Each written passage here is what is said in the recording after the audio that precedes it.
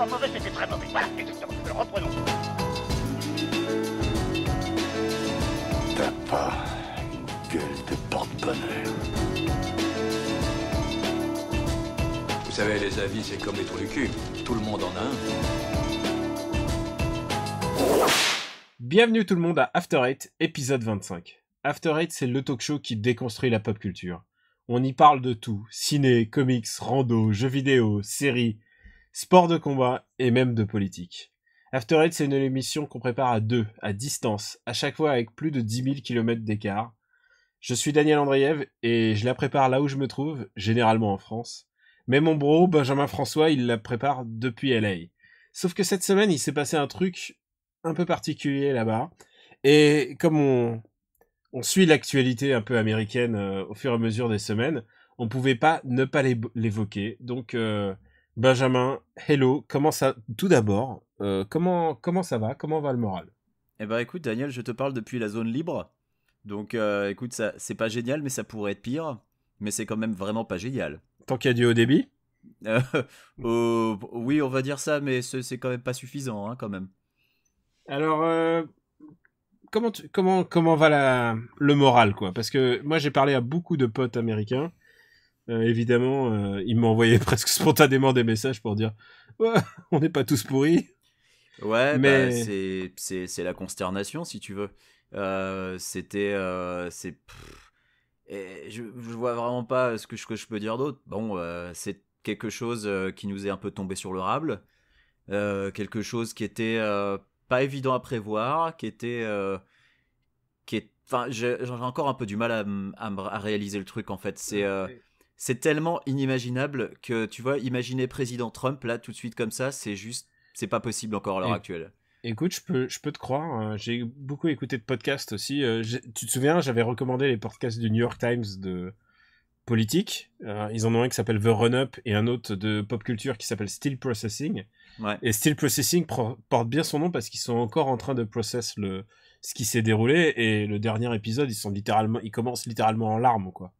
Et ouais, ça dépend de ton degré d'implication dans la vie sociale, aussi de qui tu es, si tu es noir, si tu es hispanique. Bah oui, si tu fais partie d'une minorité, c'est forcément beaucoup plus difficile à avaler que pour un blanc cis hétéro. Et quand bien même, si tu veux, et ça c'est quelque chose dont j'ai discuté quand bien même, avec mes oui, tu amis peux ici. complètement être impliqué, ouais. Voilà, moi j'ai quand même un statut d'immigré, mais j'ai une chance incroyable, c'est que ça se voit pas sur ma tronche, si tu veux. C'est que je peux me balader dans la rue sans problème, alors qu'il y a des gens qui sont américains depuis 5 générations, mais qui se font, à l'heure actuelle, agresser par des supporters de Trump, des musulmanes qui se font arracher leur voile, il y avait déjà des sikhs qui se faisaient agresser parce que les types croyaient qu'ils étaient musulmans, il y a des asiatiques qui se font emmerder, donc voilà, moi je suis un immigré avec un privilège incroyable, c'est que ça se voit pas. Ouais, et si tu me permets aussi, ça dépend exactement de l'endroit où tu te trouves aux États-Unis. Parce qu'à New York, ça peut aller justement, ils en parlaient de ce moment où ils sont noirs, hein, les mecs du podcast pop culturel de New York Times, et ils disaient ce moment où tu croises le regard des gens dans le métro, et ils en avaient peur, quoi, parce que c'est marqué sur leur gueule que eux, c'était des supporters de l'autre camp, et qu'ils ont perdu et qu'ils vont devoir faire face pendant 4 ans. Et je voulais juste revenir, d'abord commencer en revenant sur un point un peu important, c'est que... Alors, je tiens à dire à nos auditeurs, ça va être le premier podcast, si par hasard, After Eight numéro 25 est leur premier podcast, d'habitude on parle vraiment de trucs plus gays. Mais là, vraiment, l'actu s'y prête, et puis tu es là-bas, donc et on a chroniqué au fur et à mesure ce genre de... les rebondissements politiques. Voilà, je suis là-bas, donc du coup, l'élection a un vrai impact sur moi, sur ma vie, sur les 4 ans, et pas seulement les 4 ans à venir, mais il faut bien voir que les Républicains ayant freiné des 4 fers la nomination d'un nouveau juge à la Cour suprême, en invoquant une loi qui n'existe pas d'ailleurs, en disant oui, non, il y a une règle qui veut que quand on a une période électorale, le président ne nomme pas de nouveau juge. C'est absolument pas une vraie règle, mais ils l'ont invoquée pour faire frein. Là, le truc, c'est que du coup, c'est Trump qui va nommer un nouveau juge à la Cour suprême, sauf si Obama décide de faire un gros fuck au Congrès et de nommer le mec quand même. Il en a le pouvoir s'il veut. Là, on va se taper un juge à la Cour suprême qui va être abominable, et il faut bien voir qu'il y a d'autres juges à la Cour suprême qui sont un petit peu vieillissants, et qu'il y a un risque que dans les 4 années à venir, malheureusement, ils cassent leur pipe et que Trump soit amené à nommer des nouveaux juges. Et les juges de la Cour suprême, ils sont nommés à vie. Donc il faut bien voir que c'est pas juste un truc qui va avoir de l'effet sur la vie des gens pendant 4 ans. C'est quelque chose qui risque d'avoir un impact et des conséquences pendant très très longtemps. Et on parle de décisions. Excuse-moi, je veux juste terminer là-dessus. On parle de décisions comme par exemple le fait de rendre de nouveau illégal l'avortement, qui fait partie de l'agenda de Mike Pence, qui est le vice-président de Trump, et que tous les gens qui à l'heure actuelle disent non, mais il ne reviendra pas là-dessus, détrompez-vous. Ce dont je voulais revenir aussi, c'est dans After Eight 16, et en fait c'est nos auditeurs qui me l'ont rappelé. Tu as parlé de l'article publié, du post publié par Michael Moore fin juillet déjà, et qui prédisait le futur échec d'Hillary. Et je l'ai réécouté l'extrait et je me rends compte à quel point moi-même j'ai été genre pas aveuglé, mais je l'ai pas pris au sérieux. Et toi tu l'avais clairement pris. Tu avais dit non mais il dit des trucs vraiment qui sont totalement plausibles, et surtout des trucs qui se sont vérifiés.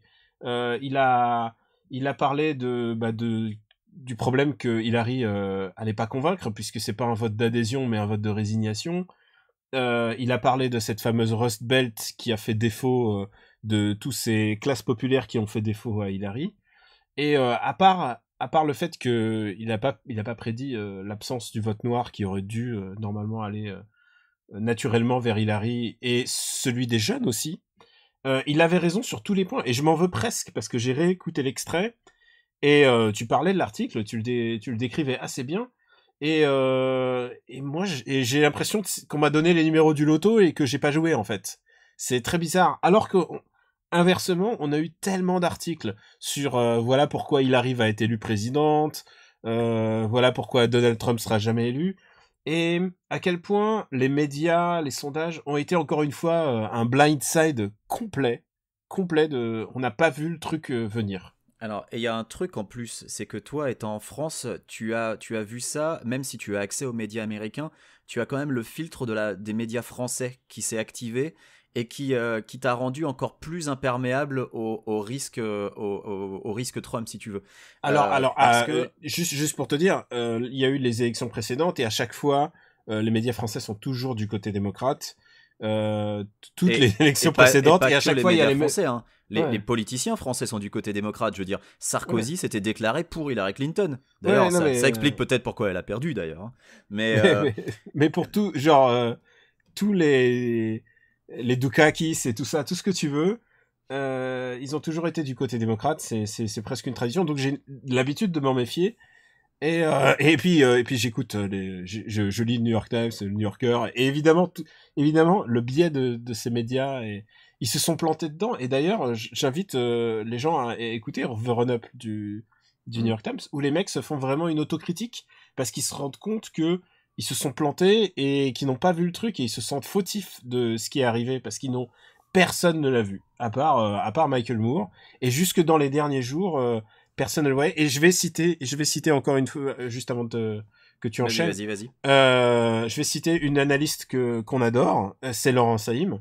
C'est son tweet d'avant l'élection, le dernier tweet avant l'élection. Elle a suivi toute la campagne de Trump, donc elle est aux premières loges pour voir l'engouement populaire. Il faut quand même bien voir qu'elle, pendant 5 mois, elle a suivi la campagne de Trump, elle allait au meeting et elle se faisait copieusement insulter par Trump et ses supporters en tant que journaliste.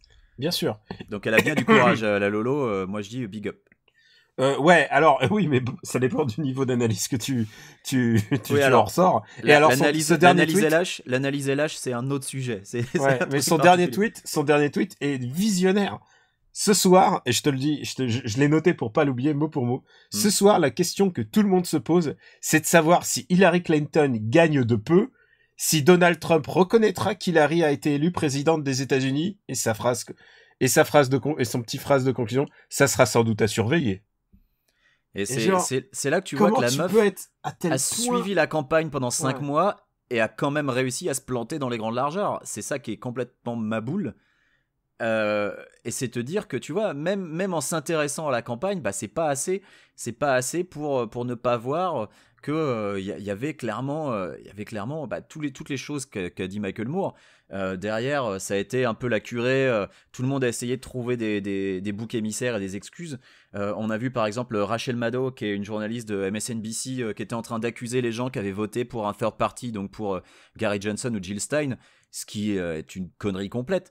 Il n'y a pas une raison pour laquelle Clinton a perdu et Trump a gagné. Tu vois, Il y a tu tout un t'es paquet de pas raisons. encore, tu t'es pas encore résolu. Ah non, mais moi je m'y suis toujours pas résolu. C'est toujours inimaginable pour moi de me dire quand je vais rentrer chez moi, je vais avoir un portrait de Donald Trump en arrivant à l'aéroport face à moi. Tu sais, quand tu descends ce fameux escalator à C'est l'aéroport. vrai. Oh, quel cauchemar! Et quel contraste par rapport à Obama qui Eh a oui. quand même, et c'est ça qui est fou, c'est qu'il jouissait, c'est un des présidents sortants qui jouit le plus grosse popularité grosse- depuis très longtemps. Un énorme taux de popularité. Mais voilà, c'est bien la preuve que il y a tout un tas de facteurs, et Michael Moore en avait nommé 5, que dire c'est la faute de tel truc ou tel truc. Non, c'est une accumulation de choses. Il n'y a pas juste une raison pour laquelle Hillary a perdu. Il y a la démobilisation, il y a le vote sans conviction, il y a le fait que Hillary a considéré que des États comme le Michigan, par exemple, étaient acquis. Et résultat, bah, le Michigan est parti aux républicains, de pas grand-chose, mais il est parti aux républicains parce que Trump a vu qu'il avait un coup à jouer avec justement ces gens qui vivaient dans des États appauvris, avec une industrie défaillante, voire morte, hein, on peut le dire, et que lui, il a multiplié les meetings là-bas, et lui, il est allé leur dire vous inquiétez pas, je recréerai des emplois. Alors, on sait pertinemment qu'il va pas le faire, parce que comment tu veux relancer une industrie mourante? Enfin, je veux dire, moi j'ai vu des commentaires de gens sur Facebook dire moi je suis mineur, au sens le gars qui va à la mine, hein, pas le gars qui a pas le droit de boire. Et Trump, il a promis qu'il allait nous aider. Mais il va vous aider comment, les mecs? Il a promis de réduire les impôts d'un côté, il a promis d'augmenter le budget de la police de l'autre, mais il va vous aider comment? Il va pas recréer des trucs à miner au fond des mines, c'est pas possible. Ma promesse préférée étant, il va régler le problème israélo-palestinien en 30 jours. Oui, bah, il va aussi régler le problème de Daesh en faisant des sneak attacks. Mais Parce que c'était son grand truc pendant les débats. C'est qu'on n'arrive pas à battre Daesh parce qu'on les prévient qu'on va bombarder. Alors il suffit de faire des sneak attacks. C'est genre le géostratège de qualité, tu vois. Tu veux que je te dise, il y a aussi un autre truc important. Alors, juste pour revenir sur Hillary, qui a aussi sa part de responsabilité dans l'histoire. Ah mais bien sûr, mais le camp Hillary a une énorme part de responsabilité. Hein. Bon, après, c'est bien facile de dire que n'importe qui, que Bernie il serait arrivé, ou que n'importe qui y arrivait. Le problème, c'est qu'elle est arrivée en disant bah je suis la candidate naturelle. Genre, sa campagne, c'était un peu bah voilà, c'est mon tour. C'était exactement ça, ouais. Et c'est difficile de dire si un autre candidat aurait réussi. C'est pas possible, de toute façon, on peut pas faire de projection. Et je me souviens d'un gars qui l'a interpellé, tu sais, c'est Black Lives Matter. Ouais, exactement. Qui l'a interpellé sur son problème, et elle lui a répondu, mais sur le ton de mais vous savez qui je suis? Qui je suis? Ça fait 30 ans que je fais ça. Genre, non, c'est pas comme ça que tu réponds à un gars qui a vraiment un problème. Et c'est ce genre de vote qu'elle a perdu. Mais elle a fait qu'elle une a Jospin. perdu, quoi.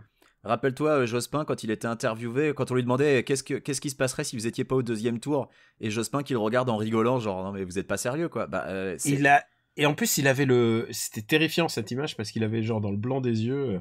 Alors, il faut le dire pour nos auditeurs les plus jeunes. Toi et moi, on a connu cette espèce de trauma. C'était ma première présidentielle, mec. Moi, c'était pas la première, mais le 21 avril 2002. Et voilà, c'est exactement la même narration. C'est tout le monde croyait en un second tour Chirac-Jospin, et Jospin allait piétiner Chirac. Ils avaient déjà préparé les flyers, ils avaient déjà préparé la victoire et tout. Jospin était au top de la popularité. Il y a rarement eu un premier ministre qui est sorti sortant avec autant de popularité. Il faut bien voir que on avait un excédent économique. Enfin, c'était la France allait plutôt bien. C'était les dernières années du franc, donc ça allait encore. Et tout le monde s'est fait avoir. 21 avril 2002, aucun sondage l'a annoncé, aucun. Et puis on s'est réveillé. Il y avait Front National au second tour. Et bah écoute, ils sont bien gentils les gens qui manifestent, mais il fallait aller voter en premier. Non. Et il fallait aller voter, oui, ça c'est sûr. Après, il y a sûrement aussi beaucoup de gens qui ont voté et qui manifestent. Hein. Faut quand même pas se leurrer. Le but de la manifestation, c'est pas nécessairement, enfin des manifestations à l'heure actuelle aux États-Unis, c'est pas nécessairement de dire virer Trump, on veut pas de lui, on n'accepte pas le résultat. C'est de dire Donald Trump, maintenant vous êtes président, mais il va falloir faire attention à nous. Parce que, mine de rien, il les a mis en danger avec ses discours, avec sa rhétorique. Et les agressions qui ont lieu à l'heure actuelle sont évidemment pas la faute de Trump, c'est pas lui qui les commet, mais c'est lui qui, mine de rien, a donné une certaine légitimité à un discours raciste, à un discours d'agression, à un discours de haine. Parce que dans ses meetings, il a multiplié ces déclarations-là. Et donc, et si je peux ajouter un juste à ton listing, et un Allez. discours misogyne. Oui, aussi, bien sûr, évidemment. Genre, si t'as une petite fille, j'ai eu des potes qui ont des petites filles aux États-Unis, et il faut leur expliquer que voilà ce que la moitié des États-Unis a choisi, quoi. C'est un mélange Pas la moitié des de votants. misogynie, des votants, oui, de misogynie, d'homophobie, de racisme, d'exclusion. Et c'est, tu vois, il y a énormément de gens qui disent oui, mais moi j'ai voté Trump, mais c'est pas parce que c'est pas pour le racisme ou quoi que ce soit, c'était pour son programme économique ou parce qu'il allait changer les choses. Bah ouais, mec, mais ça fait partie du package. Le truc, c'est que tu peux ne pas être raciste ou homophobe ou misogyne ou un connard et voter Trump parce que t'as envie que les choses bougent. Mais mine de rien, en faisant ça, tu dis aux minorités, tu dis aux blancs, tu dis aux blacks, mais tu dis aussi aux blancs qui sont pas homophobes ou qui sont pas racistes. Tu leur dis, en fait, vous, j'en ai rien à foutre. L'économie, c'est plus important. Et puis, vous, votre avenir, je m'en bats les steaks. Et mine de rien, c'est ça qui pose problème. Pourquoi les mecs sont flippés, parce que ils savent pas comment ils vont être bouffés pendant 4 ans, quoi. Et c'est exactement ça. Et le discours qui consiste à dire non, mais vous inquiétez pas, tout ce qu'il a dit, il le fera pas. Mais c'est curieusement antinomique avec le fait d'avoir voté pour lui parce que il allait faire les choses qu'il dit. C'est ça qui est complètement paradoxal. Alors, c'est que énormément de gens ont voté pour Trump. Attends, laisse-moi finir. Ouais. Énormément de gens ont voté pour Trump en disant je vote pour lui parce que lui au moins il dit les choses comme elles sont. Mais derrière, ils défendent ses propos les plus outranciers en disant non mais de toute façon ça il pourra pas le faire. Ce qui est une connerie énorme. Enfin, il faut un moment arrêter de jouer avec le feu parce que ça c'est jouer avec le feu. C'est voter pour un candidat en prenant le pari qu'en fait, il va juste régler vos problèmes et il va pas déporter des millions d'émigrés ou alors créer un listing des musulmans ou annuler les droits acquis récemment par les communautés LGBTQ par exemple. Tu vois, le mariage gay, c'est au programme de Mike Pence de revenir dessus, tout comme revenir sur l'avortement et tout comme le repeal de l'Obamacare. Alors Trump a plus ou moins fait une marche arrière là-dessus en disant que peut-être que finalement il allait pas complètement détruire Obamacare, sauf que les républicains du Congrès, eux, c'est ce qu'ils veulent. Et eux, ils ont les pleins pouvoirs maintenant, parce que Trump, il a le Congrès, il a la majorité à la House, il a la majorité au Sénat, donc qu'est-ce qui va se passer ? C'est impossible à prédire. Et c'est tout le paradoxe du double mandat de Obama, c'est qu'il avait pas... Il a vraiment pu gouverner pendant 2 ans, quoi. Après tout le reste du temps, et c'est ça. Les républicains ont tout bloqué, et c'était fini, quoi. Il a vécu l'équivalent d'une cohabitation pendant 6 ans. Il était au pouvoir, mais derrière, le Congrès était dominé par les républicains qui ont verrouillé tout ce qu'il a essayé de faire. Et Obamacare, c'est vraiment passé, il est vraiment allé avec les dents, quoi, pour le faire passer, parce que sinon, les républicains auraient bloqué tout. Et là, ça va pas être le cas. Plus généralement, j'ai envie de te dire sur ce que tu disais sur Trump. Je pense que s'il y a aussi une victoire systématique maintenant de la dissidence contre l'établissement entre guillemets, c'est un truc qui vraiment vient d'Europe, quoi. Ah, tout à fait. C'est la narration de nous contre eux. Eux est toujours un peu flou, c'est-à-dire les élites, les intellectuels, les experts. Élites, les intellectuels, les chicanos, tout ce que tu veux, enfin genre vraiment n'importe quoi. Et nous, on vient d'en bas, cette narration, et que ce milliardaire héritier s'affiche comme un anti-système, c'est un mec qui possède 7 gratte-ciel dans New York, quoi. Ouais, non, c'est le paradoxe du vote Trump, si tu veux. La défiance envers les élites, elle est compréhensible, je veux dire, ça fait des années. Mais maintenant, elle a atteint les États-Unis, quoi. Avant, les États-Unis n'étaient pas là-dedans, quoi. Pas encore, mais bon. Ils avaient un rapport très différent à la réussite et à l'argent, et Et là, maintenant, tu sens que c'est bon, ils sont mûrs pour ça. Et de toute façon, on leur a envoyé les bonnes effluves du Brexit et de tout le reste, quoi. mais on l'avait senti venir avec Sanders de toute façon. La défiance envers les élites, j'ai envie de dire, c'est quand même légitime. Ça fait des années qu'on se fait enfler toujours par les mêmes gens. Toujours, regarde en France, ça fait des années que c'est toujours les mêmes qui briguent les élections, toujours les mêmes énarques, les mecs sortis du même moule, les gars qui qui finalement sortent des mêmes milieux. C'est pas tellement surprenant qu'au final il y ait une défiance entre guillemets des petites gens, si tu veux. Ça, c'est pas, moi ça me paraît complètement légitime et normal. Non, mais ils se la sont fait mettre à l'envers depuis des années, et il y a un moment ils en ont marre. C'est pas une histoire de légitimité, c'est que maintenant c'est systématiquement ça. Oui, Et ce qui peut en est, bien sûr. Alors, j'espère que t'as gardé ton droit de vote, mais c'est 2017 maintenant. J'ai toujours le droit de vote en France. Je suis toujours partagé sur le fait de voter dans un pays dans lequel je ne vis plus et je ne paye plus d'impôts. Après, ça va sûrement être... pour que tu votes aux États-Unis, il faut que tu aies encore 8 ans de vie, non? C'est ça? Pour que je vote aux États-Unis, il faut que je devienne citoyen américain, et ça, ce sera dans 5 ans. Donc, c'est 5 ans après avoir obtenu son visa permanent. Donc, il y a le temps encore, donc je suis pas prêt de voter aux États-Unis, donc je voterai même pas à la prochaine élection, si tu veux. Qu'est-ce qui peut se passer dans 5 ans aux États-Unis encore? Ouais. Mais tu vois, j'ai pas le droit de vote aux États-Unis, mais les décisions que Trump va prendre vont directement me tomber dessus pour le coup, parce que là, tout ce qui est assurance santé, ça va, voilà, je vais évidemment être première loge, ouais. Ah bah oui, je vais en souffrir comme tout le monde. Après, j'ai mes privilèges qui font que je vais pas souffrir des mêmes problèmes que beaucoup d'autres gens craignent à l'heure actuelle et pour lesquels ils manifestent. Mais voilà, donc comme je disais, en France, j'ai toujours ce dilemme. Est-ce que je vote en France alors que je n'y vis plus et que je n'y paye plus d'impôts? C'est un dilemme moral que j'ai avec moi-même, donc j'hésite encore. Si t'étais réfugié politique, t'aurais le droit de vote tout de suite alors que t'as jamais vécu là-dedans. Ouais, je sais. Et je vais te citer un exemple. J'ai de la famille réfugiée politique de Russie. Ils ont plié bagage au moment de l'ouverture du bloc de l'URSS. Et ils sont allés aux États-Unis, ils habitent je crois, dans le Michigan, donc tu vois. Et c'est des gens à qui je parle très très peu. Et ils ont voté Trump. Et c'est ma grand-mère qui m'a dit, mais ils ont voté Trump. Et officiellement, ce qu'ils ont dit à ma grand-mère, c'est ah bah l'autre elle a volé de l'argent alors que donc on vote pas pour elle. Voilà, c'était ça leur argument. Et c'était un argument qui m'a paru si bête, énoncé comme ça, qui m'a paru si bête. Qui me rappelle tous ces reportages que en général les journalistes français font, genre le quotidien, le petit journal, ils vont dans les bleds super perdus des États-Unis avec vraiment les rednecks. Mais le Daily Show fait ça aussi régulièrement. Ouais, et les mecs qui disent Hillary, elle a dit qu'elle allait tuer les bébés, tu vois, il y a vraiment, j'ai vu un mec dans un reportage, un mec qui dit ça, quoi. Mais si t'as suivi un peu l'élection, tu verras que WikiLeaks a laissé entendre qu'elle était sataniste. Tu vois où on en est arrivé, quoi. WikiLeaks, la crédibilité des Gus, quoi. Ouais, en plus, une sataniste, tu sais quoi, je veux bien croire qu'il existe des satanistes, mais elle est née en 47, quoi. Elle a quel âge? Elle a 69 piges. 69 piges, genre, je veux bien croire qu'il y a des satanistes de 60 ans, 69 ans, quoi, ça me paraît. Genre, mais qui est prêt à gober ça?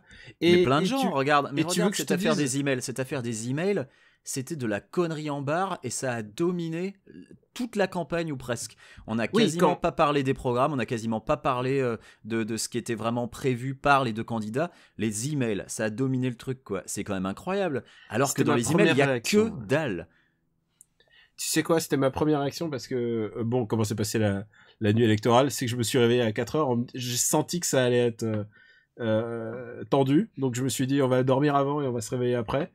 Et je me réveille vers 3h30, je t'envoie un SMS et tu me fais Trump est en tête. Et là, je fais oh putain. Ouais. Et je regarde les premiers chiffres. Et là, je me dis putain, ça veut dire que les protocoles d'envoi d'email, c'est quand même très très important dans l'histoire de pays.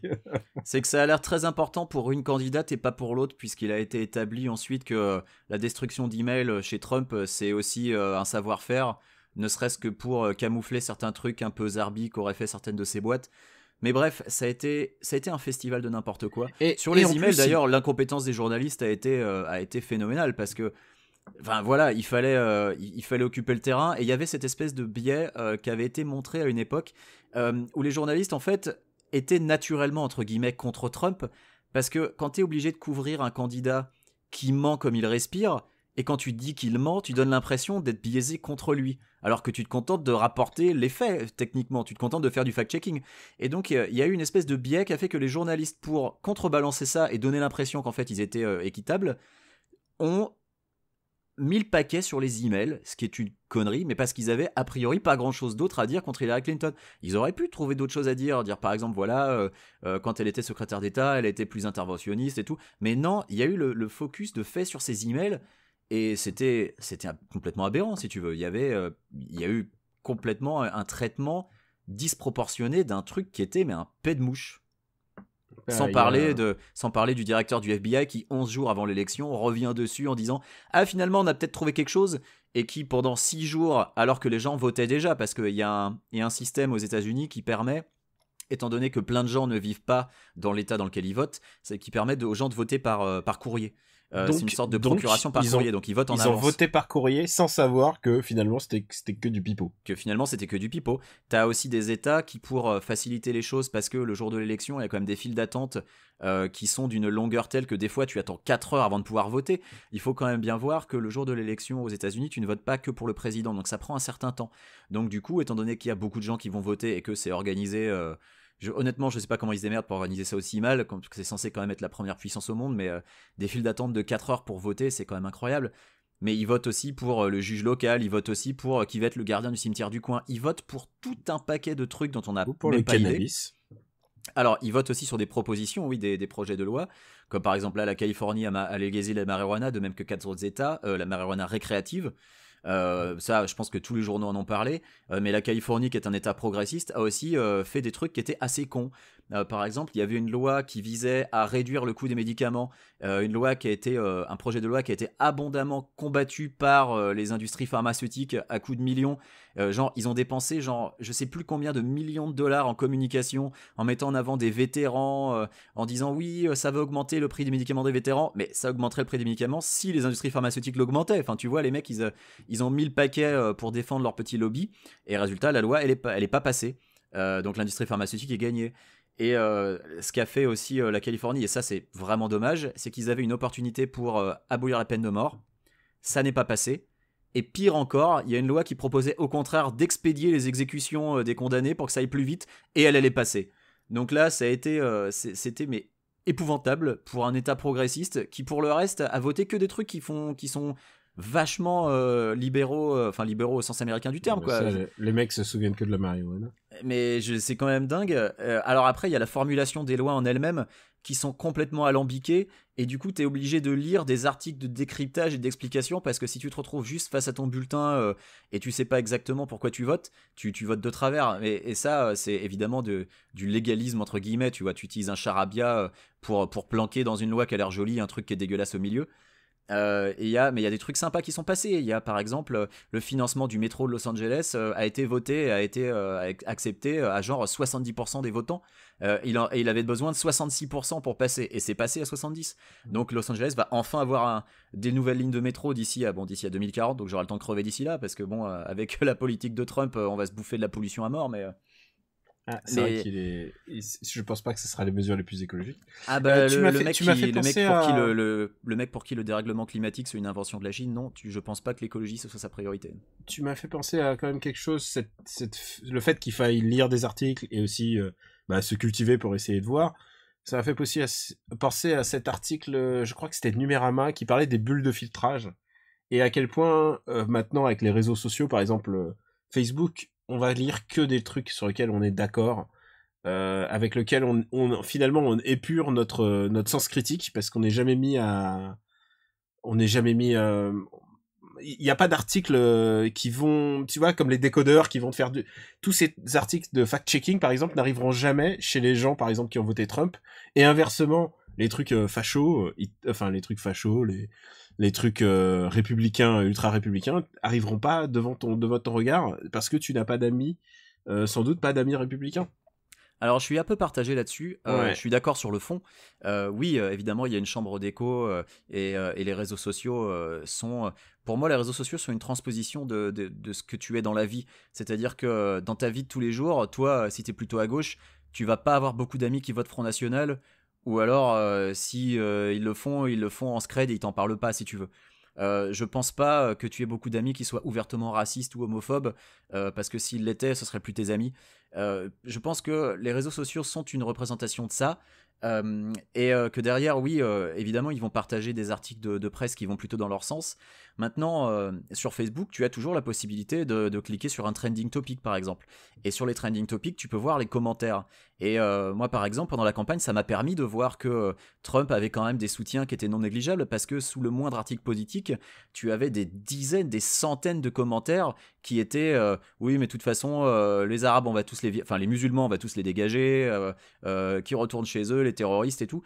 Ça te permet quand même de voir un peu ce que pense le camp d'en face, entre guillemets. Et tout ce qui est fact-checking, les supporters de Trump, il y avait accès à ça, mais ils s'en battent les couilles. C'était ça aussi qui est un point important, c'est que le fact-checking, c'est pas un truc qui va toucher alors je vais pas dire l'électeur de Trump, parce que y a plein d'électeurs de Trump qui étaient conscients de plein de ses défauts, mais qui finalement ont dit que c'était moins important que la raison pour laquelle ils y votaient. Mais les supporters de Trump, eux, le fact-checking, ils en ont rien à foutre, parce que pour eux, ça vient de médias de gauche biaisés, qui donc mentent ou tordent les faits. Et il suffisait que Trump dise un truc pour que ça devienne parole d'évangile. Quand par exemple, pendant le débat, Trump a dit oui, non, les accusations d'agression sexuelle envers moi, elles ont été debunked, ce qui était un complet mensonge. Aucune n'a été debunked. Il a suffi qu'ils disent ça, et ensuite tu voyais sur les réseaux sociaux les supporters de Trump qui utilisaient cet argument, non mais ça a été debunked.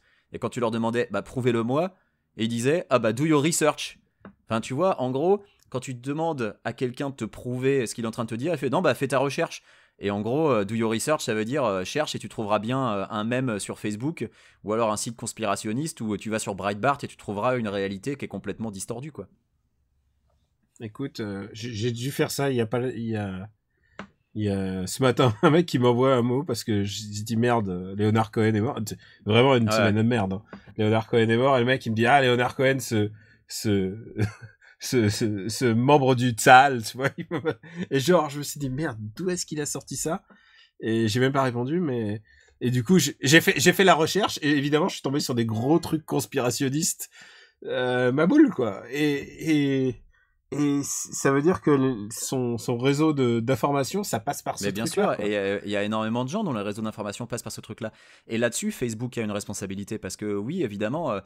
il y a cette absence complète de filtrage entre guillemets, et je me mets dans la peau de Facebook, c'est pas évident à filtrer non plus, hein, mais quand tu as une image photoshopée avec un mème qui raconte absolument nawak, mais qui est partagé des millions de fois, c'est pas évident si tu veux de modérer ce truc-là, c'est pas évident de canaliser ce truc-là.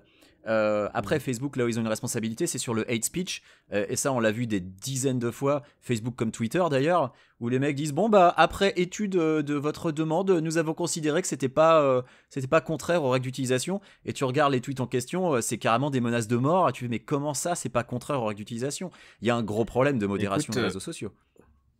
Écoute, j'ai vécu, justement ça va faire pile, c'est pas un an, non, justement,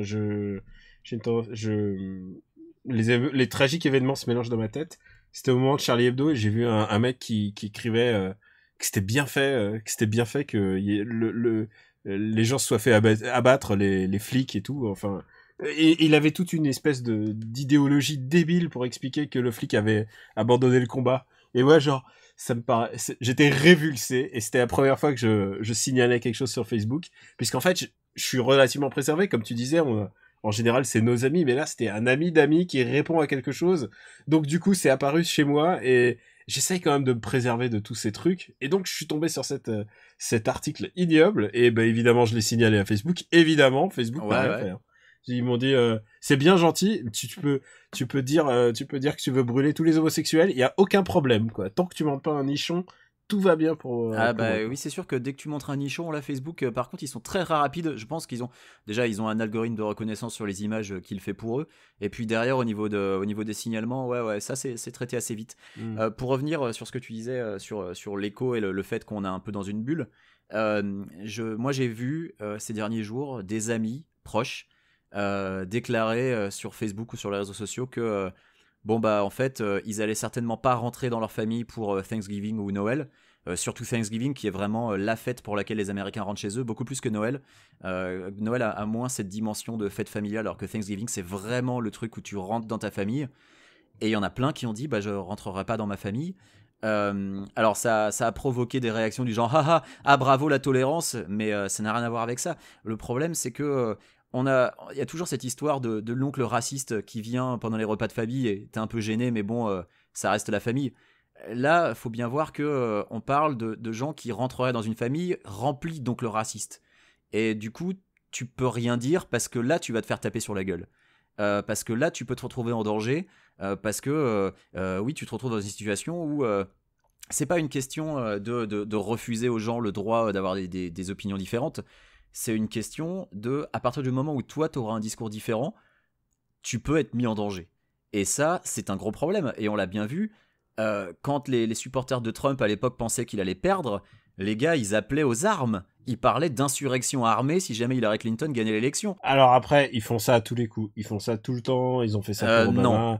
Et finalement, non, je ne suis pas d'accord. Ça n'était pas du tout. J'ai lu des trucs genre on va marcher sur le, marcher mais sur la ça Maison n'était Blanche. pas avec la même violence aussi. et ça n'était pas avec la même fréquence. Ce n'était pas aussi important parce que Trump lui-même disait qu'il refuserait le résultat. Et ça, c'est une énorme différence parce que quand ton candidat dit lui-même qu'il va refuser le résultat, ça te galvanise, ça te donne une espèce de légitimité à faire ce que tu dis. Alors que à l'époque avec Romney, il a accepté sa défaite et basta. Ou même avec McCain n'aurait jamais appelé aux armes. Alors que là, tu vois, on est quand même en présence de Trump à plusieurs fois faire des allusions sur le fait que Hillary pourrait se faire flinguer. Enfin, on en est quand même là. Et évidemment, moi, je comprends mes amis qui disent du coup, bon bah ouais, non, je pense que là, je vais pas forcément rentrer dans ma famille parce que je m'y sens pas en sécurité. Et je les comprends. Et je pense que là, on a bouclé le truc puisqu'on retombe sur les arguments de Michael Moore. C'était ce qu'il appelait le white male last stand. C'est le baroud d'honneur de l'homme blanc, celui qui a été frustré d'avoir eu un président noir pendant 8 ans, celui qui s'est dit non, on va pas quand même élire un démocrate, qui plus est une gonzesse. C'était vraiment ça. C'est celui qui est frustré qu'on le traite de raciste quand il est raciste. C'est celui qui est frustré qu'on le traite de misogyne quand il est misogyne. Enfin voilà, c'est le Angry White Man qui ne peut plus se comporter comme on se comportait dans les années 50, à l'époque où America était great et qu'il va falloir make great again. C'était exactement l'argument de campagne de Trump. C'est que, on vous a dépossédé de votre Amérique, c'est parce que maintenant on vous autorise plus à être raciste ou à être un gros connard. Et c'est ça, leur argument, c'est que, voilà, vous voyez, ça, vous nous avez traité de racistes pendant des années, et maintenant vous êtes raciste, encore, mais vous pensez que vous êtes légitime à l'être. Et c'est ça, le last stand of the Angry White Man, comme tu le dis, c'est exactement ça. Bon, écoute, je te donne rendez-vous dans 4 ans. Je pense que, je sais pas pourquoi, j'ai l'impression que ça va durer qu'un seul mandat. Écoute, je sais même pas si ça durera un mandat parce que il va peut-être se faire impeach.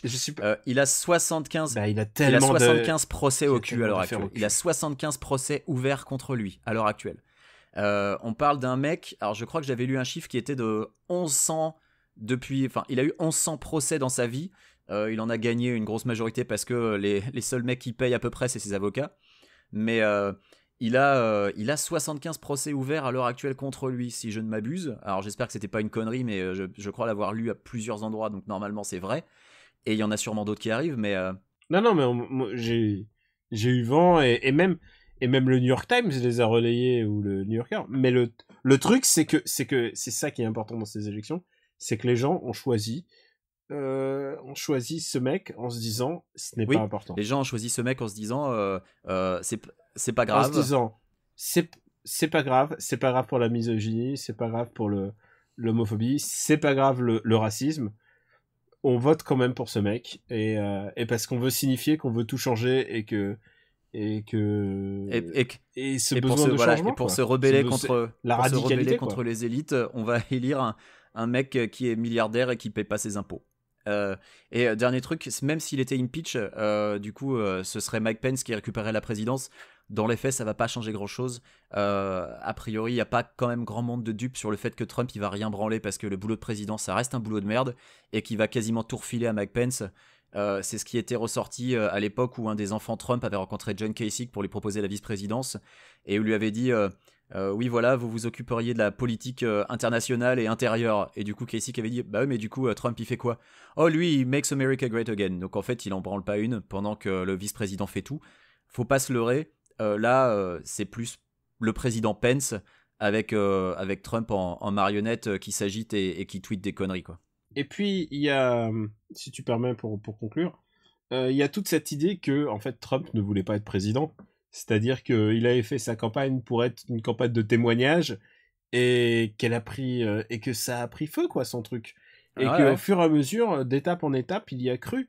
Et quand, en fin juillet, on enregistrait After Eight, il venait d'être sacré, d'être investi champion des Républicains. Oui, chaque étape, il s'est mis à plus y croire. Alors, je sais pas si justement il voulait le travail en premier lieu, mais voilà, on y est maintenant. Ça y est, c'est 4 ans. Et tu sais quoi? J'ai quand même une famille qui a vécu en Russie stalinienne. Enfin, tu vois, au pire sort de la Russie. Et tu sais quoi? Il faut jamais perdre d'espoir parce que ça peut pas être. D'abord, je me dis toujours que ça peut pas être pire que ça. Et j'ai quand même un peu la foi de me dire qu'il va pas y réussir et que il y a tout ce truc américain de je suis le président de tous les Américains et d'avoir une espèce de j'ai encore envie de croire en ça. Et tu vois ce côté on lui donne une chance, c'est pas une histoire de lui donner une chance, c'est une histoire de dire il faut encaisser et puis dans 4 ans on le bouge quoi. Ouais, alors lui donner une chance, je suis pas enfin je comprends ouais, c'est pas l'idée de lui donner une chance, Obama, genre, je comprends pourquoi tu Obama serres les et dents Hillary pendant ont 4 dit ans. Je comprends pourquoi Obama et Hillary ont dit laissez-lui une chance parce que peaceful transition ça fait partie des principes de l'Amérique. C'est la tradition américaine. Ouais. C'est la tradition américaine. Laisser une chance à Trump, ça veut dire le laisser faire des conneries qu'on aura un mal de chien à corriger derrière. Donc je suis pas forcément convaincu par ça. Mais par contre pour ce que tu disais sur le fait qu'il voulait peut-être pas vraiment être président à la base, oui, moi je suis d'accord avec ça. Je souscris à cette idée qu'il l'a fait à la base pour la marque Trump, pour faire du branding. C'est aussi Michael Moore avait aussi la même théorie. Alors maintenant on va peut-être prendre Michael Moore un peu plus au sérieux sur ses théories depuis que tout le monde a reposté ces 5 points en disant putain Michael Moore avait raison. Bah ouais Michael Moore avait raison. Si vous écoutiez After Eight, vous le saviez. et oui c'est possible qu'il soit laissé emporter par les événements, mais regarde, c'était aussi la théorie de South Park. South Park qui a Monsieur Garrison qui est candidat à la présidentielle américaine et qui représente Trump, et dans les épisodes avant l'élection, Monsieur Garrison, il essaye d'avoir des propos de plus en plus outranciers parce qu'il veut pas être président en fait. Il voulait juste prouver un point. Et il essaye d'être de pire en pire, et pire il est, plus les gens votent pour lui. Et c'est au point que les auteurs de South Park non plus n'avaient pas vu venir l'élection de Trump. Ils ont dû refaire en 24 heures quasiment la totalité du dernier épisode diffusé parce qu'ils l'avaient pas vu venir. Autant pour Obama-Romney, ils avaient préparé 2 épisodes et n'en ont diffusé qu'un. Là, ils en avaient préparé un où Hillary était élu, où Bill Clinton était le premier gentleman, et du coup ils ont dû refaire quasiment les 3/4 de l'épisode. Et tu vois que même ces mecs-là, qui d'habitude sont plutôt fins, ne l'avaient pas vu venir non plus. Ouais, c'est clair. Juste en mot de clôture, j'avais envie de te dire, en début d'épisode, je voulais ouvrir mon épisode en disant, écoute, il s'est passé quand même comme quelque chose d'hallucinant aux États-Unis, et c'est quand même que les Cubs ont gagné, quoi.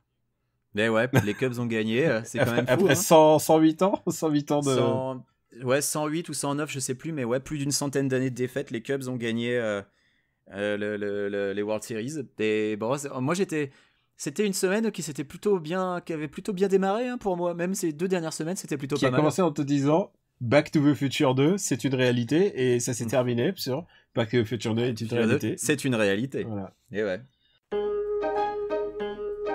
Mon seul problème, c'est que j'avais mis beaucoup de soin à mettre sur pied ce petit jeu pour McLean. Vous avez caché un plan bien huilé. Ouais. Et bah, puisqu'il est si bien huilé, ton plan, tu sais où tu peux te le carrer.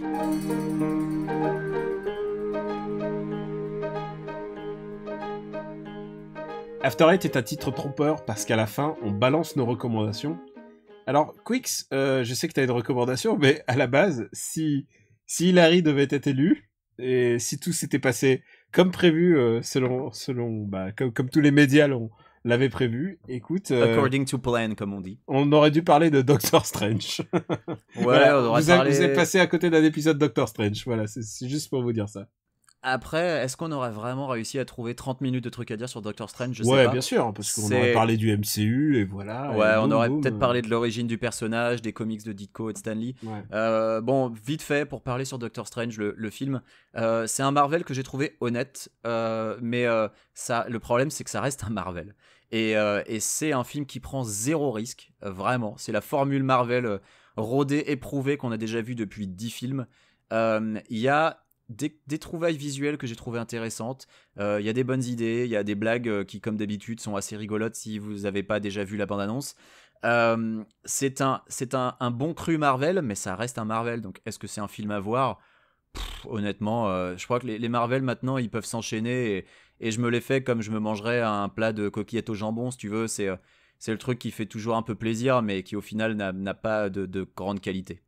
Écoute, moi je reviendrai pas trop dessus puisque j'en ai parlé dans nos ciné. Je voulais juste te dire que j'attends qu'ils mettent un jour des vrais réalisateurs à la place.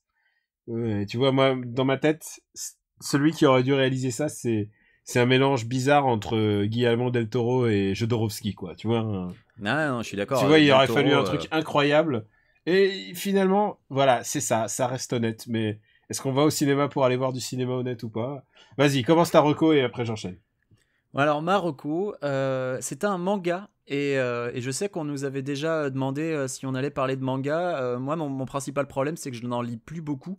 Sachant que j'ai encore, je sais pas pourquoi, je fais un blocage à l'idée d'acheter des mangas aux États-Unis, donc traduits en anglais.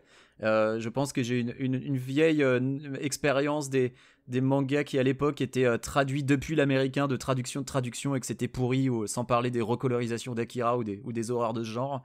Donc je ne lis plus beaucoup de mangas récents, mais dernièrement, sous l'impulsion de Greg, qui est l'éditeur de la chose, donc voilà, full disclosure, c'est un manga qui est publié par Greg, Arsène Lupin de Takashi Morita, qui est un manga très sympathique. C'est donc basé sur l'œuvre de Maurice Leblanc, évidemment. Il n'y a absolument pas besoin de connaître les bouquins Arsène Lupin ou même de connaître le personnage d'origine. C'est un personnage qui a, mine de rien, apparemment toujours fasciné le Japon. Daniel pourra certainement nous expliquer pourquoi. Parce qu'il y avait Lupin dans le château de Cagliostro.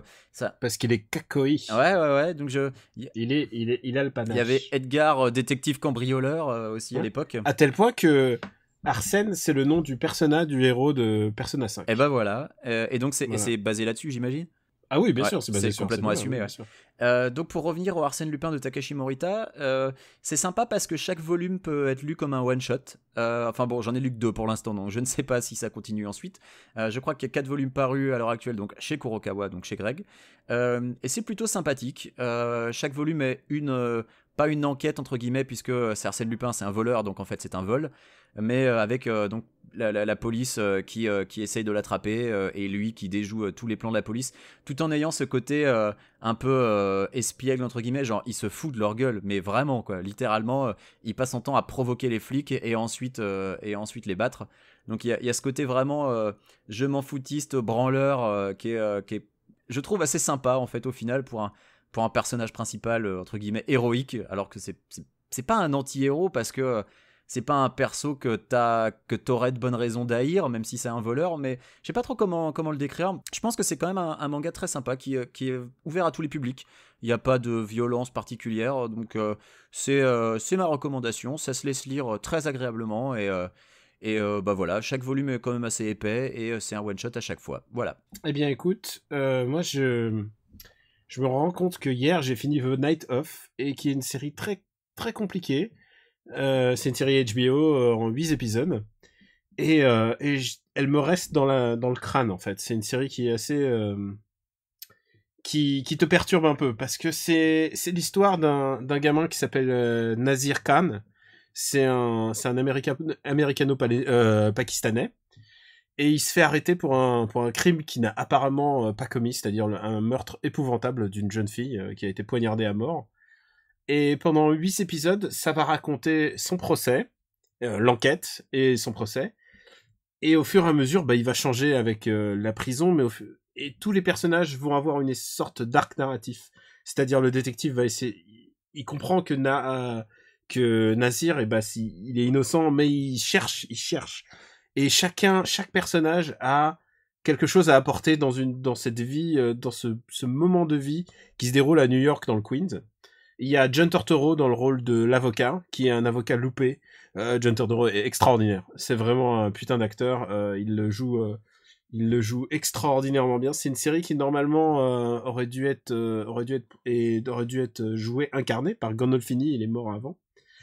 Et il y a Michael K. Williams que tu connais peut-être sous le nom de Omar. C'est le fameux Omar de The Wire. Qui est un caïd en prison. Et donc on va voir ce gamin évoluer au fur et à mesure. Et pourquoi c'est intéressant ? C'est d'abord parce que c'est la réalisation HBO. C'est vraiment la photo de cette série. C'est extraordinaire. Vraiment, c'est d'une beauté. Et en même temps, c'est très mélancolique parce que évidemment, quand tu rentres en prison, que t'es un petit gamin innocent et que tu veux essayer de pas finir défoncé contre un mur, il faut t'endurcir et tu vas voir ce gamin s'endurcir au fur et à mesure, alors qu'il est innocent, mais il est obligé de s'endurcir pour survivre là-dedans. Et tu vas voir ses parents flancher au fur et à mesure. C'est une très très belle série. C'est une série qui me reste quelque part en travers du crâne. Et ouais, je la recommande à tout le monde. C'est vraiment, j'ai passé un très beau moment et ça nous interroge sur la difficulté d'être membre d'une minorité dans un pays aussi compliqué que les États-Unis. C'est vraiment une très très belle série, je vous la recommande à tous. Et je me permets juste, puisque c'est notre émission, dans Super Ciné Battle, j'ai recommandé Mademoiselle de Park Chan-wook, et je le refais ici, j'en profite parce que cet épisode sera diffusé avant Super Ciné Battle, et j'ai vraiment envie que vous voyiez ce film avant qu'il quitte les salles. C'est le meilleur Park Chan-wook, c'est vraiment un très très très beau film, et si vous voulez une critique un peu plus poussée, je vous invite à écouter Super Ciné Battle la semaine prochaine.